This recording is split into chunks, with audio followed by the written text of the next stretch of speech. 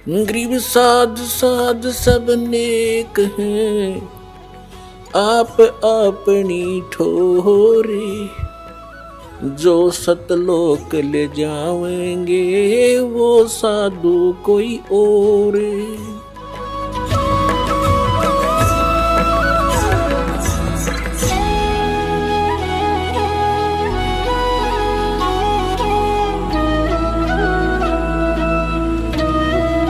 महाराज जी, क्या श्री कृष्ण जी ही विष्णु भगवान का स्वरूप हैं?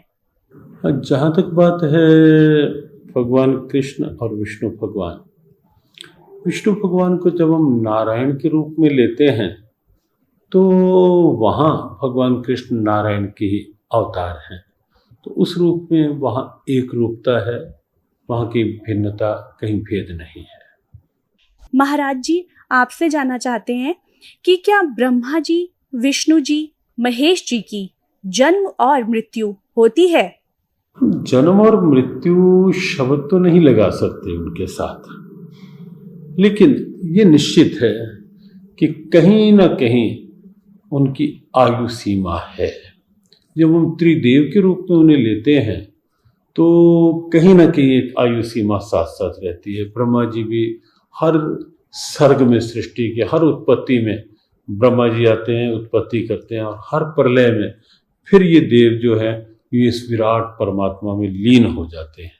तो इसलिए जन्म और मृत्यु शब्द नहीं, सर्ग और उसके पश्चात उस विराट परमात्मा में एक रूपता, लय होने की स्थिति, वो साथ साथ है। महाराज जी, हमने सुना है कि ब्रह्मा, विष्णु और महेश भी किसी और की साधना करते हैं। ब्रह्मा, विष्णु, महेश सृष्टि के उत्पत्ति करता, या सीधे शब्द कहें कर्ता, भरता, हरता के रूप में वो हैं। और मूल क्योंकि परमात्मा है तो इसलिए ब्रह्मा, विष्णु और शिव भी उस भगवान की आराधना करते हैं। तो ये थे स्वामी ज्ञानानंद जी के विचार। और आइए अब जानते हैं आदरणीय इस्कॉन प्रमुख महम्मद दास जी के विचार।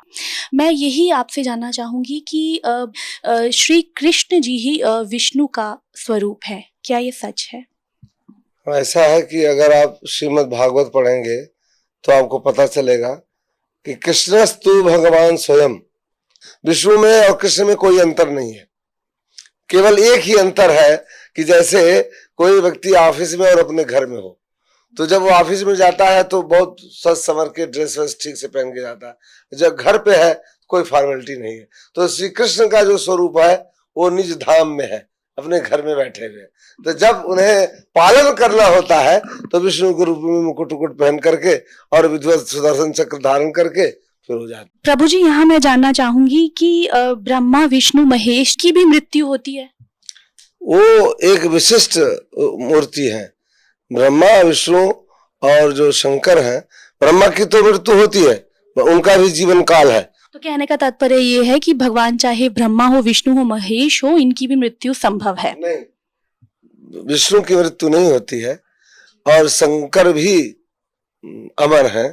ब्रह्मा, इन तीनों गुणों में जो ब्रह्मा का रिप्रेजेंटेशन है, शास्त्रों के आधार पर यह निश्चित किया गया है कि उनका समय निश्चित है। क्या ब्रह्मा, विष्णु, महेश भी किसी और इष्ट की साधना करते हैं? देखिए, ये तीनों के तीनों भगवान श्री कृष्ण का ही स्मरण करते हैं। कहा जाता है गीता जी के अध्याय 7 और श्लोक 18 में गीता बोलने वाला भगवान अपनी साधना को अनुत्तम क्यों कह रहा है? यहाँ पर अनुत्तमा गति कहा उन्होंने। इससे पहले के श्लोक में भगवान ने कहा चतुर्विधा भयंती माम जना सुकृतिचार्जुना आर्थ अर्थार्थी जिज्ञासु ज्ञानी च भर्तर सब। 4 प्रकार के लोग मेरी भक्ति करते हैं। भगवान कहते हैं कि जो लोग हमारे भक्त हैं वो सर्वश्रेष्ठ है, लेकिन साथ साथ जो लोग ज्ञानी हैं, जो मेरे परम ज्ञान को जानते हैं, गीता के इस गुह्य ज्ञान को जानते हैं, उन्हें भगवान कहते हैं उनको मैं अपने समान मानता हूं और उन्हें निश्चित रूप से अनुत्तमा गति अर्थात उन्हें मेरे धाम की प्राप्ति होती। ये थे आदरणीय इस्कॉन प्रमुख महम्मद दास जी के विचार। और आइए अब जानते हैं जगत गुरु तत्वदर्शी संत रामपाल जी महाराज के विचार। जैसे अभी तक हम अज्ञान आधार से सुना करते थे कि श्री ब्रह्मा जी, विष्णु जी, शिव जी ये अजरो अमर हैं, सर्वेश्वर हैं, इनके कोई माता पिता अर्थात जनक नहीं है। ये अज्ञान था, सत्संग नहीं था। जबकि इनकी जीवनी में लिखा है कि ये नाशवान है, इनकी जन्म मृत्यु होती है, दुर्गा इनकी माता है और काल रूपी ब्रह्म इनका पिता है। तो ये अज्ञान था। अब यहां थोड़ा सा प्रमाण देना पड़ेगा, नहीं तो भक्त प्रथम बार इस बात को सुनेगा कि ब्रह्मा विष्णु महेश नाशवान है, इनकी जन्म मृत्यु होती है, तो बिदक जाएगा और हो सकता है फिर ये कभी वचन भी ना सुने। उसका दुर्भाग्य होगा, क्योंकि सच्चाई से दूर भागना नहीं चाहिए। सच्चाई को धैर्यपूर्वक सुनना चाहिए, फिर विचार करना चाहिए कि सचमुच ये कितना सत्य है। और सत्य है तो फिर सत्य के लिए हम भटक रहे हैं। सत्य मिला और हमें अपना कल्याण हुआ।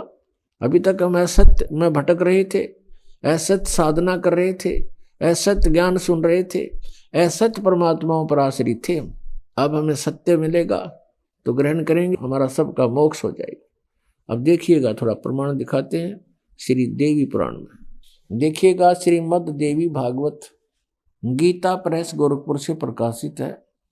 और इसके कौन है संपादक? हनुमान प्रसाद पोदार चिमनलाल गोस्वामी। और ये गीता प्रेस गोरखपुर से प्रकाशित है, मुद्रित भी वहीं से है। गीता प्रेस प्रकाशक एवं मुद्रक हैं गीता प्रेस गोरखपुर, गोविंद भवन कार्यालय, कोलकाता का संस्थान। इसके 123 पृष्ठ को ही पढ़ेंगे, इसमें बहुत से संशय दूर हो जाएंगे। तीसरा स्कंध श्रीमद् देवी भागवत आप पढ़ रहे हैं, 123 पृष्ठ देखिएगा। तुम भगवान विष्णु जी अपनी माता दुर्गा के विषय में कह रहे हैं स्तुति करते हुए, तुम शुद्ध स्वरूपा हो, यह सारा संसार तुम इसे उद्भासित हो रहा है। मैं ब्रह्मा और शंकर हम सभी तुम्हारी कृपा से विद्यमान हैं। हमारा आविर्भाव माने जन्म और तिरोभाव माने मृत्यु हुआ करता है। हमारा जन्म और मृत्यु हुआ करता है। केवल तुम ही नित्य हो, जगत जननी हो, प्रकृति और सनातनी देवी हो।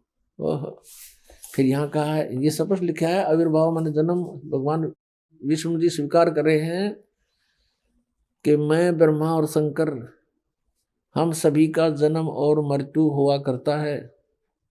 केवल तुम ही नित्य हो यानी अविनाशी हो, जगत जननी हो, प्रकृति और सनातनी देवी हो। यह भी याद रखना कि प्रकृति दुर्गा के लिए ही कहा जाता है। भगवान शंकर बोले, देवी यदि महाभाग विष्णु तुम्ही से प्रकट हुए हैं तो उनके बाद उत्पन्न होने वाले ब्रह्मा भी तुम्हारे बालक हुए। फिर मैं तमोगुणी लीला करने वाला शंकर क्या तुम्हारी संतान नहीं हुआ? अर्थात मुझे भी उत्पन्न करने वाली तुम ही हो शिवे। संपूर्ण संसार की सृष्टि करने में तुम बड़ी चतुर हो। इस संसार की सृष्टि, स्थिति और संहार में तुम्हारे गुण सदा समर्थ हैं। उन्हीं तीनों गुणों से उत्पन्न हम ब्रह्मा, विष्णु एवं शंकर नियमानुसार कार्य में तत्पर रहते हैं। पुण्यात्मा, इस श्रीमद् देवी भागवत यानी देवी पुराण ने चंद पंक्तियों में ये 5 कंसेप्ट क्लियर कर दिए। नंबर 1, ब्रह्मा विष्णु महेश नाशवान है, इनकी जन्म मृत्यु होती है, ये इनकी जीवनी में लिखा है। और नंबर 2, प्रकृति दुर्गा को कहते हैं। नंबर 3, दुर्गा इन ब्रह्मा विष्णु महेश की माता है। और नंबर 4, ये कहते हैं हम तो केवल नियमित कार्य ही कर सकते हैं, यानी जिसके संस्कार में दुख या सुख जैसा है उसको एज इट इज दे सकते हैं, उसमें हम कोई परिवर्तन नहीं कर सकते। और 5वां ये हो गया कि रजगुण ब्रह्मा, सतगुण विष्णु, तमगुण शिव जी। कि इन तीनों गुणों से उत्पन्न हम। तो पुण्यात्माओं, अभी तक जो ये ज्ञान दिया करते थे वो दंत कथा थी, अज्ञान था, वो सत्संग नहीं था। और आज तक पवित्र हिंदू धर्म के जो गुरु मार्गदर्शक माने जाते थे, ऋषि महर्षि मंडलेश्वर, वो अपने सदग्रंथों से भी परिचित नहीं थे। विचारणीय विषय है कि एक अध्यापक विद्यार्थियों को आउट ऑफ सिलेबस पढ़ाता है, पाठ्यक्रम से अलग ज्ञान देता है, वो उनका मित्र नहीं शत्रु है। तो आज तक जितने भी हमारे पवित्र हिंदू धर्म के जो मार्गदर्शक थे वे टीचर कहलाते थे, लेकिन वो टीचर नहीं थे, वो महाअज्ञानी थे। उन्होंने अपने सदग्रंथों को अर्थात पाठ्यक्रम की पुस्तकों को भी नहीं ढंग से पढ़ा, नहीं समझा, एक लोक वेद बनाकर पूरे मानव समाज को भ्रमित कर दिया। श्रीमद् भगवत गीता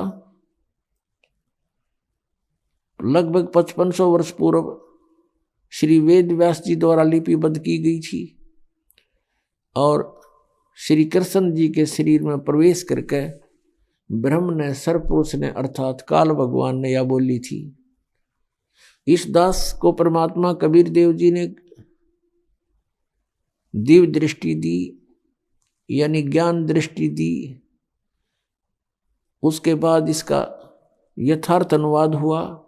इससे पूर्व, इस दास से पूर्व जितने भी आज तक अनुवाद करता है गीता जी के, उन्होंने अर्थों के अनर्थ कर डाले।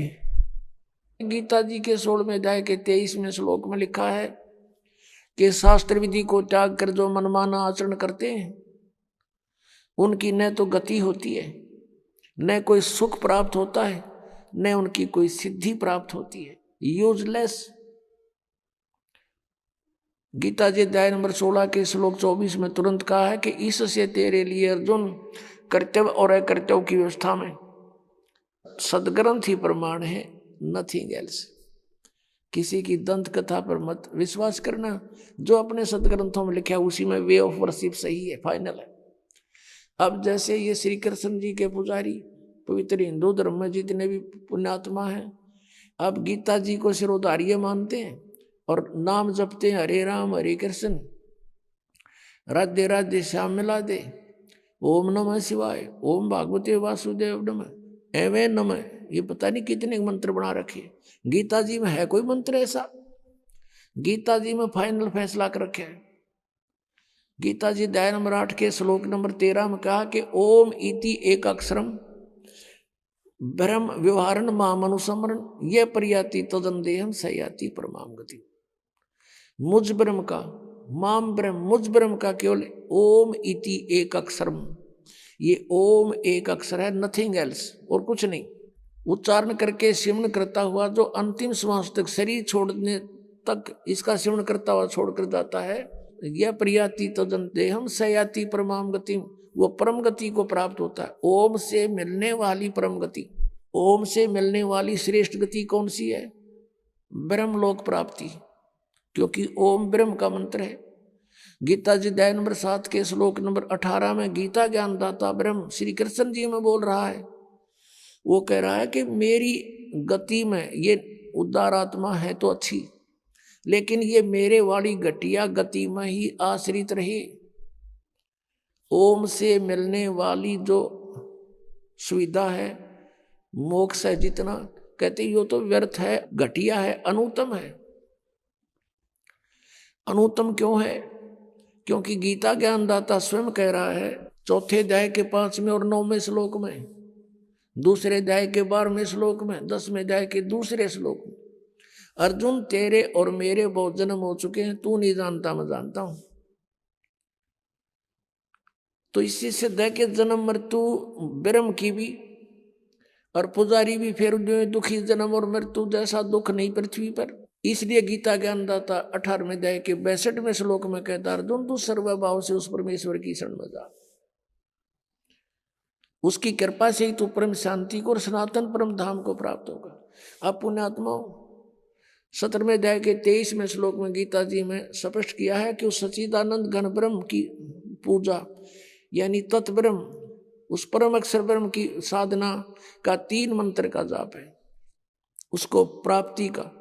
ओम तत्सत, ओम ब्रह्म का सरपुरुष भी कहते हैं इस ब्रह्म को, और तत् अक्षर पुरुष का वो सांकेतिक है, और सत जो है परम अक्षर ब्रह्म का।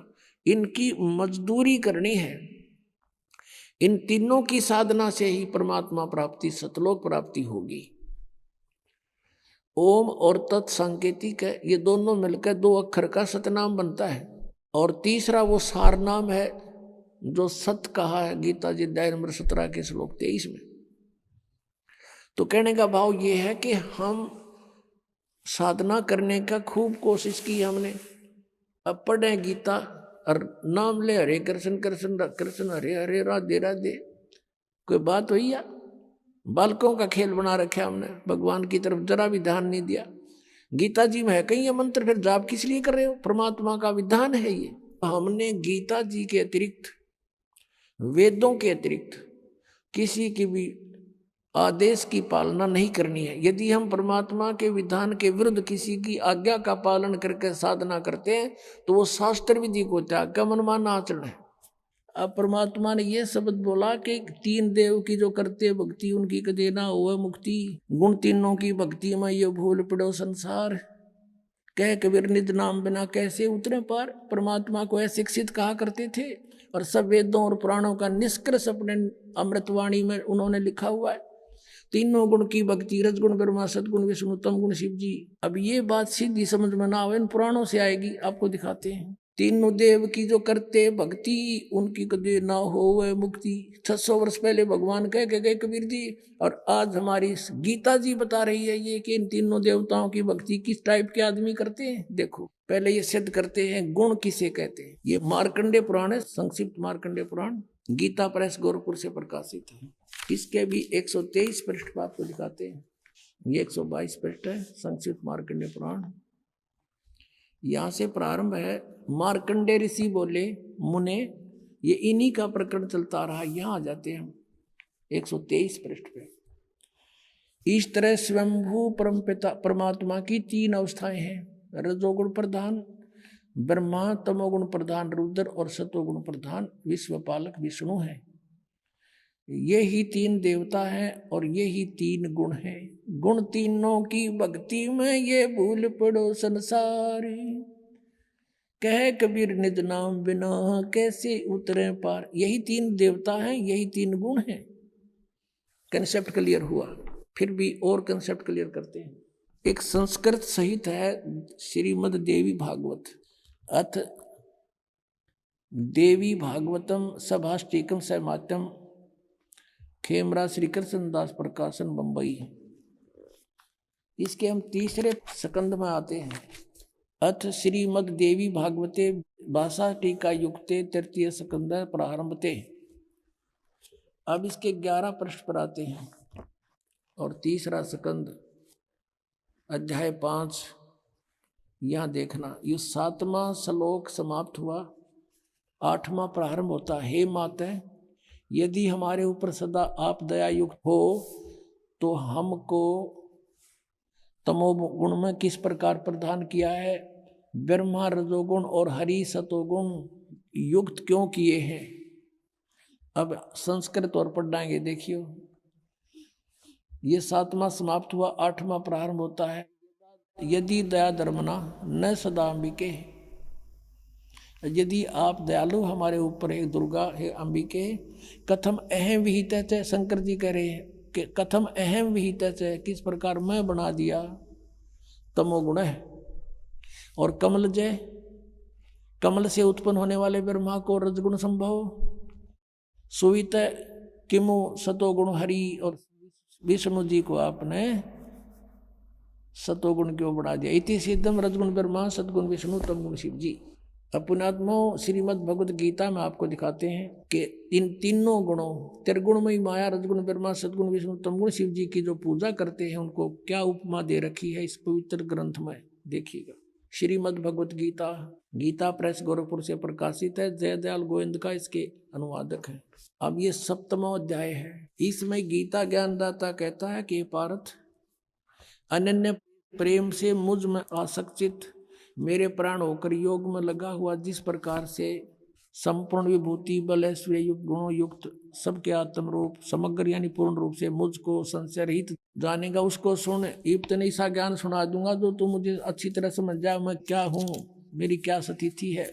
अब दूसरे में क्या कहता है कि मैं तेरे लिए इस विज्ञान से तत्व ज्ञान को पूर्णतः कहूंगा, जिसको यू तत्व ज्ञान नहीं है, इस ज्ञान को सीधा ही जानकर संसार में फिर कुछ भी जानने योग्य शेष नहीं रह जाता। फिर देखो इसमें कहा है कि हजारों मनुष्यों में कोई एक मेरी प्राप्ति के लिए यत्न करता है, नहीं तो अन्य देवताओं की पूजा करते रहते हैं। यत्न करने वाले योगियों में भी कोई एक मुझको तत्व से यथारूप से जानता है, यानी एकादश जानता मुझको। और फिर देखो ये दोनों प्रकृति बताई है इसमें 7वें अध्याय के 4-5 में। पृथ्वी जल अग्नि वायु आकाश मन बुद्धि और अहंकार भी इस प्रकार ये 8 प्रकार से विभाजित ये मेरी प्रकृति है, ये जड़ प्रकृति है। और ये 8 भेद वाली तो अपरा अर्थात जो जड़ प्रकृति ऊपर वाली जड़ प्रकृति है। और हे महाभावो, इससे दूसरी जिससे यह संपूर्ण जगत धारण किया जाता है वह जीव रूपा वह है मेरी चेतन प्रकृति जान, ये दुर्गा है दुर्गा। तो अब ये कंसेप्ट हो गया क्लियर के प्रकृति दुर्गा को कहते हैं। शिव पुराण ने भी और विष्णु पुराण ने कति क्लियर कर दिया। अब यहाँ प्रसंग चल रहा है कि तीनों गुण। अब ये काल कहता गीता ज्ञानदाता कि ऐसा ज्ञान सुना दूंगा, इसके जानने के बाद फिर कुछ भी जानना शेष नहीं रहेगा। अब देखो क्या बताना चाहता है वो।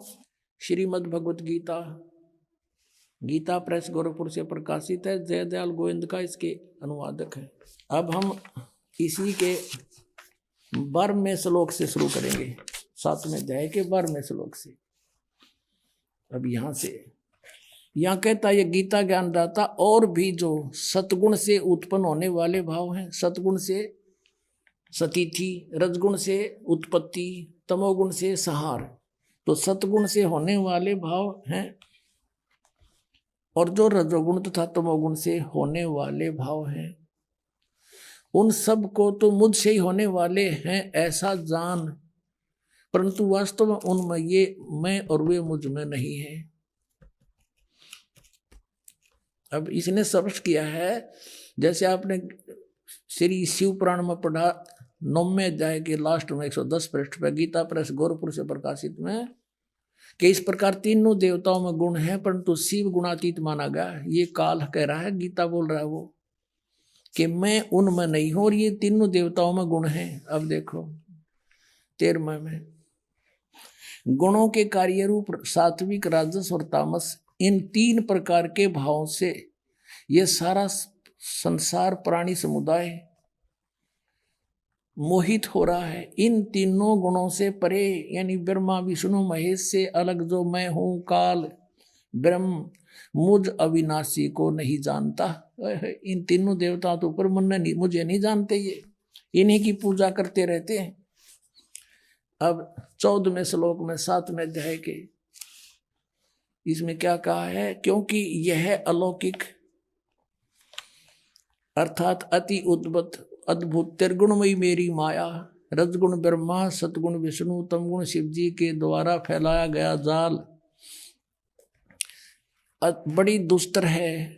ये माया बड़ी खतरनाक है, और जो पुरुष मुझको निरंतर भजते हैं, ये ब्रह्म कहता है जो मेरी भक्ति करते हैं वो माया का उल्लंघन कर जाते हैं, वो ब्रह्मा विष्णु महेश की पूजा नहीं करते, इनसे ऊपर उठ जाते हैं। और 15वें में कंसेप्ट क्लियर कर दिया। माया के द्वारा जिनका ज्ञान हरा जा चुका है, त्रिगुणमयी माया रजगुण ब्रह्मा सतगुण विष्णु तमगुण शिव जी के द्वारा, उनकी भक्ति से ऊपर जो कुछ सुनने को तैयार नहीं, कुछ करने को तैयार नहीं, उनका उन्हीं से मिलने वाले लाभ पर आश्रित हो चुके हैं, उनका ज्ञान हरा जा चुका है। असुर स्वभाव को धारण किए हुए मनुष्यों में नीच और दूषित कर्म करने वाले मूढ़ लोग, मूर्ख, मुझको नहीं भजते। अपने आत्माओं, ये स्पष्ट कर दिया कि अन्य देवता रजगुण ब्रह्मा, सतगुण विष्णु, तमगुण शिव जी की जो भक्ति करते हैं वो राक्षस स्वभाव को धारण किए हुए मनुष्यों में नीच, दूषित कर्म करने वाले मूर्ख। गीता ज्ञानदाता कहता है वो मेरी भक्ति भी ना करते, इन्हीं तक सीमित है। और देखो आगे इसमें 16 से लेकर 19 तक फिर इसने अपने विषय में बताया कि मेरी भक्ति 4 प्रकार के करते हैं। फिर 20 से फिर शुरू करता है इन्हीं देवताओं के बारे में। देखिएगा, ये वही गीता प्रेस गोरखपुर से प्रकाशित है, 7वां अध्याय। अब हमने 15 तक पढ़ लिए, अब 20 में आ गया। उन भोगों की कामना द्वारा जिनका ज्ञान हरा जा चुका है, जो 15वें श्लोक में गया 7वें अध्याय में, अपने स्वभाव से प्रेरित होकर उस नियम का धारण करके वो अन्य देवताओं को भजते अर्थात पूजते हैं। ब्रह्मा, विष्णु, महेश, ये तीनों गुण अन्य देवताओं में आते हैं। अब यहां देखो 21वें का 7वें अध्याय का 21वां श्लोक। जो सकाम भक्त जिस देवता के स्वरूप को श्रद्धा से पूजना चाहता है, उस भगत की श्रद्धा को मैं उसी देवता के प्रति स्थिर करता हूँ। जैसे कोई विष्णु जी को पूजता है तो स्वयं आ जाए विष्णु रूप धारण कर उसने तथास्तु कर जाए, का देसी दे जाओ खिलौने खेल लें जा। फिर अब 22 में देखो, वह साधक, वह पुरुष श्रद्धा से युक्त होकर उस देवता को पूजन करता है और उस देवता से मेरे द्वारा ही विधान किए हुए उन इच्छित भोगों को निस्संदेह प्राप्त करता है। कहता है उन जो अन्य देवता हैं ब्रह्मा, विष्णु, महेश, इनको मैंने एक एक विभाग दे रखा है, वो शक्ति मेरी तय काम कर रहे हैं। इसका अर्थ ये है, अब 23 में 7वें अध्याय के 23 में स्पष्ट कर दिया है, परंतु अब 7वें अध्याय का 23 में स्पष्ट कर दिया है, परंतु उन अल्प बुद्धि वालों का, अल्प बुद्धि माने मूर्खों, मंद बुद्धि वालों का वह फल नाशवान है। देवताओं को पूजने वाले देवताओं को प्राप्त होते हैं और मेरे भगत मुझको ही प्राप्त होते हैं। इन्होंने ये डंगा डाल दिया, चाहे जैसे ही भजे, चाहे कोई बात हुई। गीता जी कहता है कि एक मेरा तो एक वो मंत्र, उसके अतिरिक्त कुछ भी नथिंग एल्स, ये इन्होंने आ पढ़ा दिया, चाहे जैसे भी भजे, हरे राम हरे कृष्ण करें। इनका उद्देश्य ये है यहाँ डंगा डाण का, मेरे भक्त मुझको ही प्राप्त होते हैं, इतना सा बात है। अपने आत्मा रजगुण ब्रह्मा, सतगुण विष्णु, तमगुण शिव जी, ये अन्य देवताओं में आते हैं और शास्त्र विधि को त्याग कर जो मनमाना आचरण करते हैं उनको कोई लाभ नहीं होता। 16वें अध्याय के 23वें श्लोक में कहा है। अब यहाँ थोड़ा सा कंसेप्ट और क्लियर करते हैं।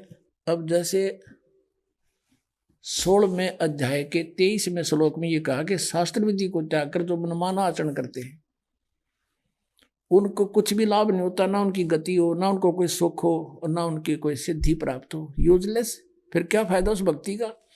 और देखिएगा इन तीनों देवताओं की भक्ति भी शास्त्र विधि त्याग का मनमाना आचरण है। ये देखिएगा, यही गीता प्रेस गोरखपुर से प्रकाशित है। 16वें अध्याय का 23वां श्लोक दिखाते हैं। ये 16वां अध्याय और इसका 23वां श्लोक यहाँ पर है।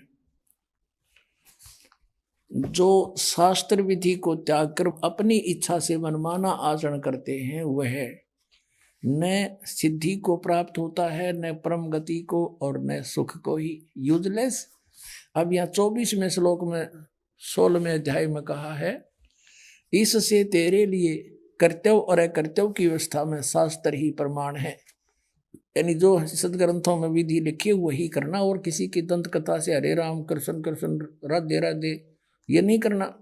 ऐसा जानकर शास्त्र विधि से नियत कर्म करने योग्य हैं, और यानी शास्त्र के अंदर जो वर्णन है वही करना।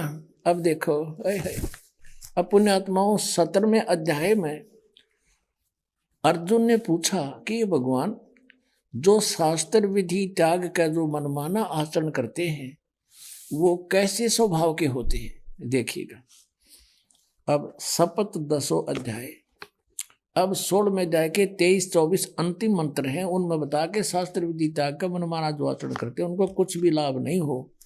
तो अर्जुन ने पूछा, क्योंकि अर्जुन उसको कृष्ण मान रहा है, श्री कृष्ण में बोल रहा था वो ब्रह्म, हे कृष्ण, जो मनुष्य शास्त्र विधि को त्याग करे और श्रद्धा से युक्त देव आदि का पूजन करते हैं।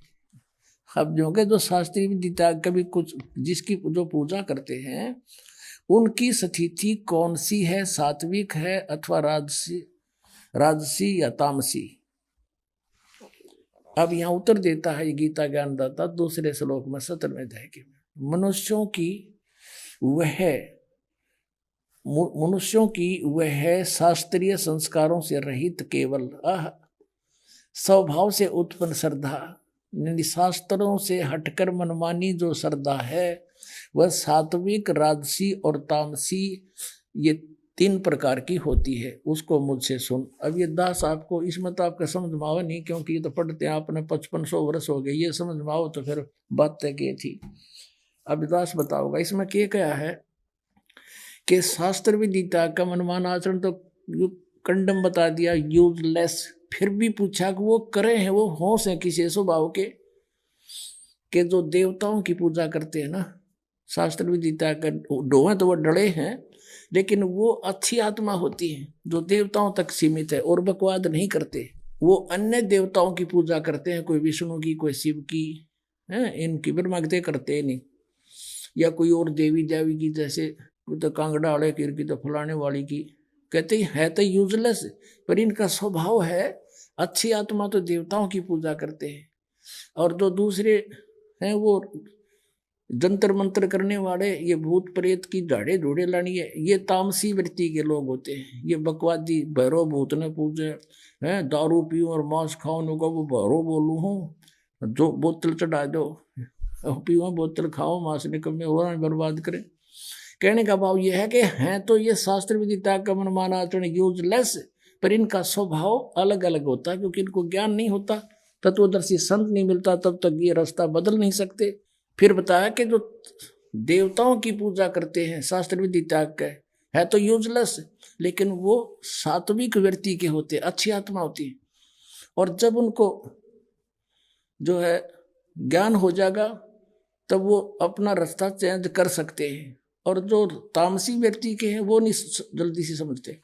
अब यहाँ गीता जी अध्याय नंबर 7 के श्लोक नंबर 12 से 15 में क्या कहा है, तीनों गुणों के पुजारी, अन्य देवता में आते तीनों गुण, रजगुण ब्रह्मा, सतगुण विष्णु, तम गुण शिव जी। राक्षस स्वभाव को धारण किए मनुष्यों में नीच दूषित कर्म करने वाले गीता ज्ञानदाता कहता मुझे भी ना बजते ये। और फिर कहता मेरी भक्ति 4 प्रकार के करते हैं, आरथ, अर्थार्थी, जिज्ञासु और ज्ञानी। परमेश्वर कबीर जी ने कहा था, गुण तीनों की भक्ति में ये भूल पड़ो संसारे, कह कबीर निज नाम बिना कैसे उतरो पार। निज नाम ये सतनाम है 2 अक्षर का, और सार नाम वो अलग है, आदि नाम जिसे कहते हैं। 3 देव की जो करते भक्ति, उनकी कदे ना हो मुक्ति। और वही हमारी गीता जी कह रही है कि शास्त्र विधि को त्याग कर जो मनमाना आचरण करते हैं यूजलेस, ना उनकी परम गति हो, ना उनको सिद्धि प्राप्ति हो, ना कोई सुख हो, फिर किस लिए डलेड हो रहे हो। अब इनको राक्षस स्वभाव को धारण किया हुआ मनुष्यों में नीच कैसे कहा, मूर्ख है। जैसे तमगुण शिव की भक्ति की थी रावण ने, कैसा जुल्म किया, एक पराई स्त्री को उठा लिया और फिर कैसा जुल्म करना चाहा, शराब पीवे, मांस खावे, राक्षस कहलाया। और फिर एक भस्मागिरी नाम का तपस्वी था, श्री शिव का पुजारी, तमोगुण शंकर का पुजारी, उसी के द्वार के सामने, गेट के सामने ऊपर ने सिर नीचे न पैर करके सिरासन पर 12 वर्ष तक खड़ा रहा। और भगवान, एक दिन पार्वती ने कहा कि हे भगवान, आप तो महेश्वर हो, आप क्या नहीं कर सकते, आपका बच्चा क्या मांगता है, इसको दे दो वरदान जो मांगता है। इस बात से भगवान शिव ने कहा कि बोल भाई क्या मांगता है, बता दे। उसने भस्मागिरी ने कहा कि ऐसे नहीं भगवान, वचनबद्ध हो जाओ। भगवान शिव ने सोचा कि मांगेगा, एक सिद्धि मांग लेगा, दे दूंगा। कहा ठीक है तथास्तु, वचनबद्ध हो गया, खड़ा हो गया तुरंत और कहने लगा आप अपना ये भस्म कड़ा दे दो। भगवान शिव ने एक भस्म कड़ा हाथ में पहन रखा था और उसमें ऐसी शक्ति थी कि किसी के सिर पे रख के यूं कर दे सिर की तरफ के भस्म कर देता था, उसको मार डालता था, जला देता था। भगवान शिव ने सोचा भस्म कड़ा मांगा है, कोई बात नहीं, साधु है, जंगल में रहता है, राक्षसों से बचाव के लिए मांगता होगा। दे दिया कार्ड निकाल के, और ज्यों ही उसके हाथ में वो कड़ा आया, वो तमोगुण पुजारी उसी समय आंख बदल गया और कहने लगा शिव जी होले होशियार, अब यह तेरी साथ से तुझे मारूंगा, पार्वती को पत्नी बनाऊंगा मैं, इसी उद्देश्य से ये भक्ति कर रहा था तेरी। देखो हम शिव जी ने अंतर्यामी कहा करते, अजरो अमर अविनाशी कहा करते थे, और इस डर से भगवान शिव भाग लिए।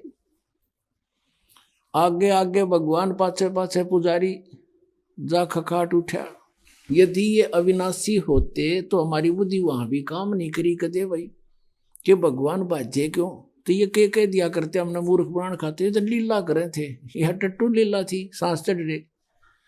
वाह भाई वाह। अब इनकी रक्षा भी परमात्मा ही करते।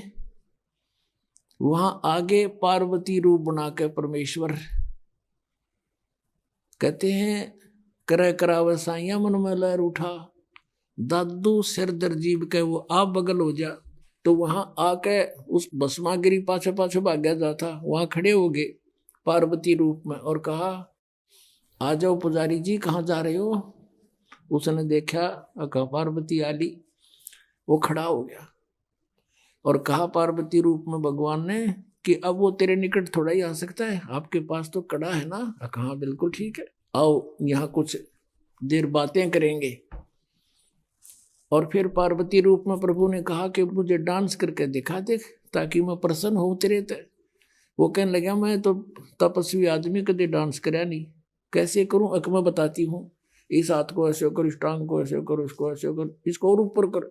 जिस हाथ में कड़ा था सिर पर करवा लिया उससे कर, फिर कह दिया भस्म, और भस्मागिरी मर गया। अब वो कड़ा लेकर विष्णु रूप धारण करके परमात्मा वहां पहुंचे शिव जी के सामने, जहां वो भागे जा रहे थे। और भगवान विष्णु जी को देख कर कहने लगा, भाग्या विष्णु भाग्या। और क्या हो गया कि भस्म कड़ा ले लिया, भस्मागिरी ने मेरे साथ धोखा करके, वो मारेगा। तो भगवान ने कहा कि ये ले कड़ा तेरा, ये मेरे पास है। अक नहीं नहीं वही है, कहा वही है ये ना दच्ची, अक सचमुच मैंने ऐसे ऐसे पार्वती रूप बना करके वहां पहुंचा, उसको सारी समझाई। जब उसका दिल डटा, उसकी राख देख ली, भगवान शिव ने जब उसकी भस्मागिरी की राख देख ली ना जड़े हुए की, जब तसल्ली हुई अपने आत्मा। उसके बाद वो भस्मागिरी भस्मासुर कहलाया, भस्मा राक्षस। अब तमोगुण के उपासक राक्षस कहलाए। होए दूषित कर्म करने वाले भगवान रूप में पूजे और उसकी पत्नी पर नीच डगा रहा दुष्ट इंसान। इससे गंदा इंसान कौन होगा पृथ्वी पे। राक्षस स्वभाव को धारण किए मनुष्यों में नीच दूषित कर्म करने वाले मूर्ख, कुछ भी ना सोची दुष्ट ने। और फिर कहते हैं रजोगुण का उपासक था ब्रह्मा जी का कौन, हिरण्यकशिपु।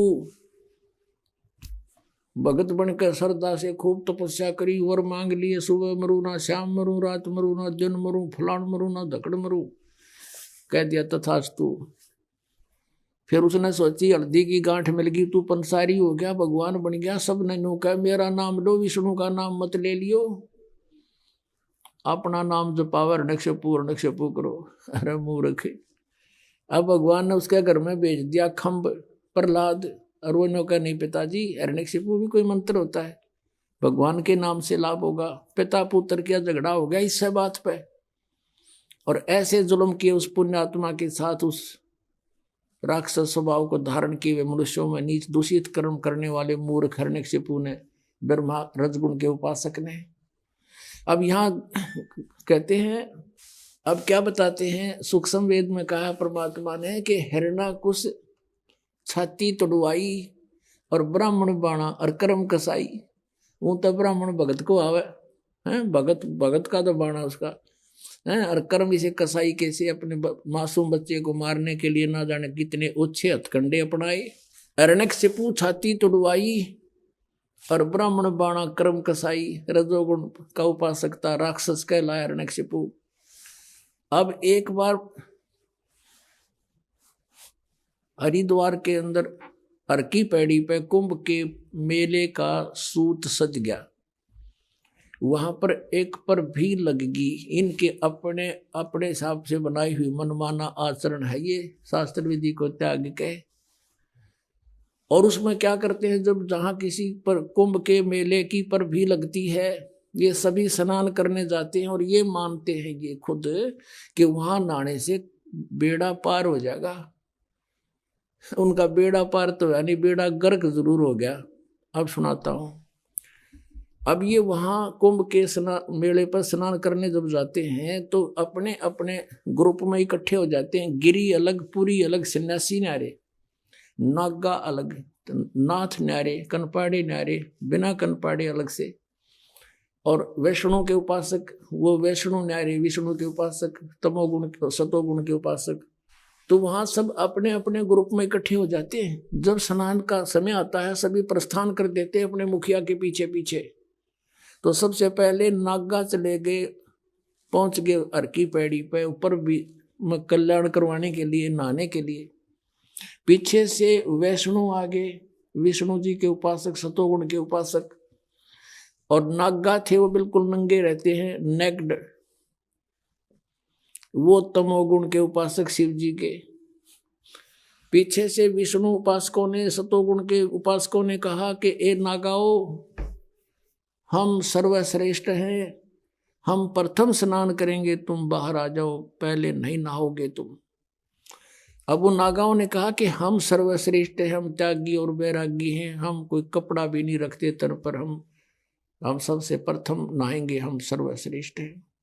वैष्णु साधु कहने लगे, शरण फड़ो, तुम टट्टी के हाथ भी ना धोते, पशु की तरह नंगे फिरो, तुम कहे कि श्रेष्ठ हो, बाहर मरो, हम नहाएंगे पहले।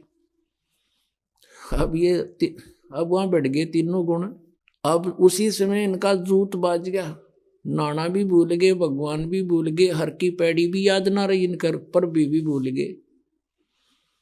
25,000 ये त्रिगुण उपासक, इन तीनों भगवानों के उपासक वह कटका मर गए, कत्लेआम कर दिया, गंगा का पानी लाल कर दिया, लाश बहती जाओ उनमें, और तेरा गजब हुई।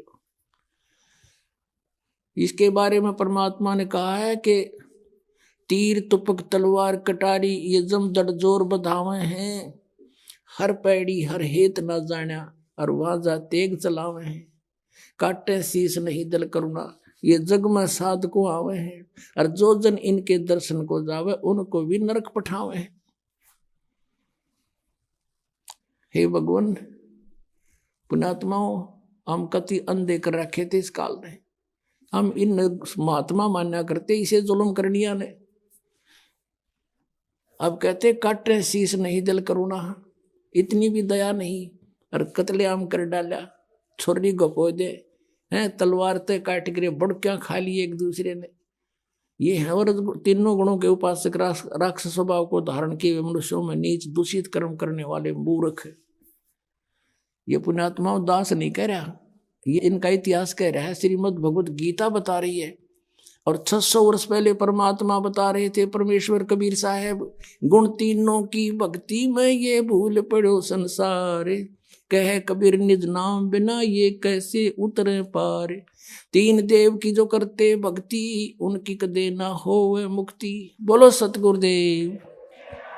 भजन करो उस रब का जो दाता है कुल सब का, भजन करो उस रब का जो दाता है कुल सब का। वो कौन है? वो कबीर देव है। बोलो सतगुरुदेव।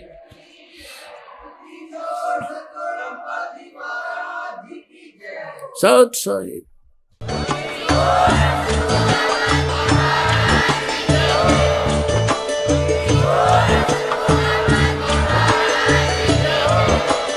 आप सुन रहे थे जगत गुरु तत्वदर्शी संत रामपाल जी महाराज जी के मंगल प्रवचन। अधिक जानकारी के लिए विजिट कीजिए हमारी वेबसाइट www.jagatgururampalji.org। संत रामपाल जी महाराज जी के शुभ आशीर्वाद से पूरे विश्व भर में 500 से भी ज्यादा नाम दीक्षा केंद्र हैं।